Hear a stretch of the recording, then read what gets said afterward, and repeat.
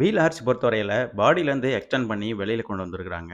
Front and rear 2 wheel ஆர்ச்சுமே பாடியிலேருந்து extend பண்ணி கொஞ்சம் வெளியில கொண்டு வந்திருக்கிறாங்க.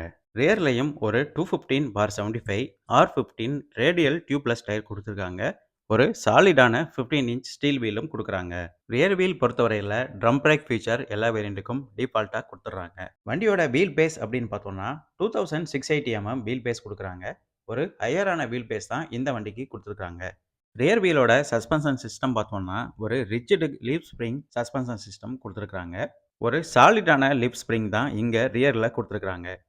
இதனால தான் வண்டி ஆஃப் ரோட்லயுமே ஒரு சாலிடா பெர்ஃபார்ம் பண்ணுது அப்படின்னு சொல்லலாம். இந்த லீஃப் ஸ்ப்ரிங்க நம்ம ரியர்லேருந்து கிளியரா பார்க்கலாம். ஒரு 6 லேயர்ல சாலிடான லீஃப் ஸ்ப்ரிங் தான் இங்க ரியர்ல பிளேஸ் பண்ணியிருக்கிறாங்க. ஒரு இம்ப்ராப்பர் ரோட் கண்டிஷன்ல கூட இந்த லீஃப் ஸ்ப்ரிங் வண்டிய ஸ்டேபிளா பேலன்ஸ் பண்றதுக்கு சப்போர்ட்டிவா இருக்குது.